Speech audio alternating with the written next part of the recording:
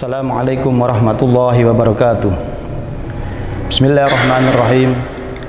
Alhamdulillahirabbil alamin wa bihi nasta'inu ala umuri dunya waddin. Wassalatu wassalamu ala asyrafil anbiya'i wal mursalin sayyidina wa maulana Muhammadin wa ala alihi wa sahbihi wa man tabi'ahum bi ihsanin ila yaumiddin.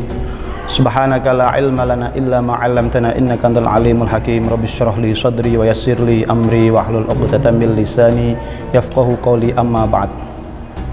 Sahabat Al-Fusha TV Studio yang dirahmati Allah Subhanahu wa taala.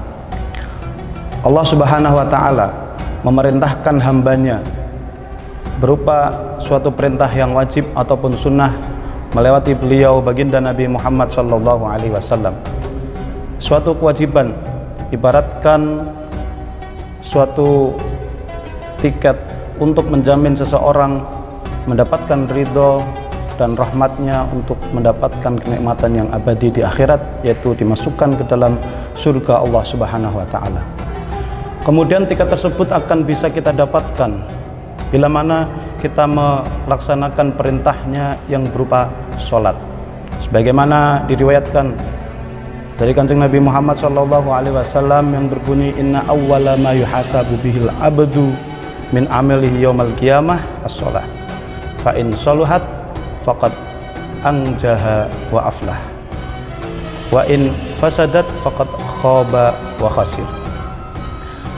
Pertama, ibadah amal seorang hamba yang akan dihisab oleh Allah Subhanahu wa taala nanti di hari kiamat adalah sholat.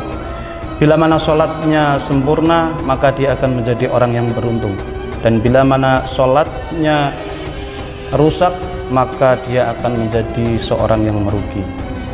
Dalam hal ini, ketika seseorang itu sholatnya rusak atau kurang, maka dilihat-lihat dulu apakah dia mempunyai amalan selain sholat yang sunnah atau tidak.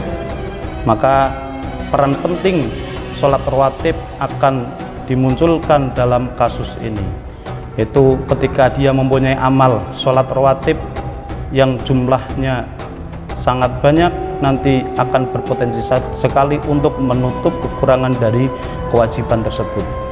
Diriwayatkan setiap 40 rakaat dari sholat rawatib itu bisa untuk menambeli satu kekurangan dari sholat fardu atau satu rakaat sholat fardu.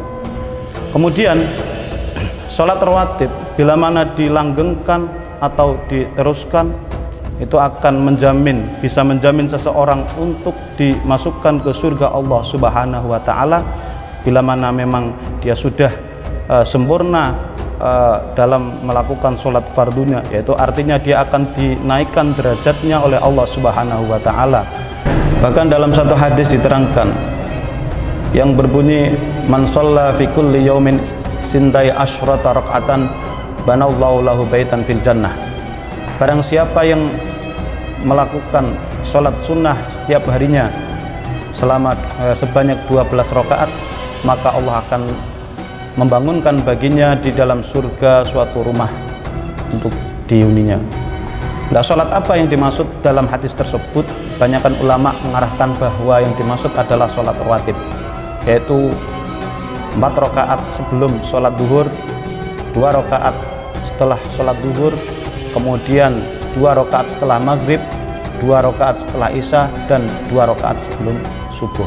Jadi ketika kita menginginkan untuk dibangunkan rumah besok di surga Allah Subhanahu wa taala, dianjurkan sekali untuk tidak meninggalkan 12 rakaat sholat sunnah pada satu hari satu malam.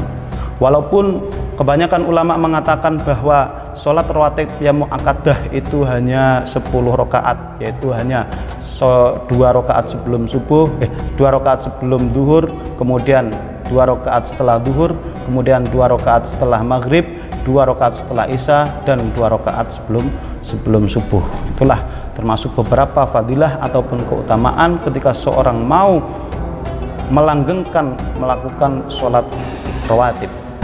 Sahabat Al-Fusha TV Studio yang dirahmati Allah Subhanahu wa taala, dari yang sudah disampaikan tadi, ada 2 hikmah yang perlu disampaikan, yaitu tentang hikmah dari melakukan sholat rawatib. Yang pertama, hikmah menjalankan rawatib qobliyah, yaitu bisa mendorong diri kita untuk bersemangat melakukan sholat fardu dan juga lebih berpotensi menjadikan kita khusyuk dalam menjalankan sholat fardu tersebut.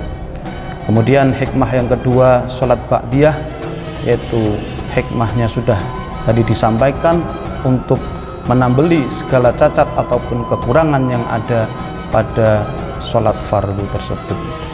Demikianlah yang bisa saya sampaikan. Awal akhir kami mohon maaf yang sebesar-besarnya. Wal afu minkum billahi taufiq wal hidayah wa ridha wal inayah. Assalamualaikum warahmatullahi wabarakatuh.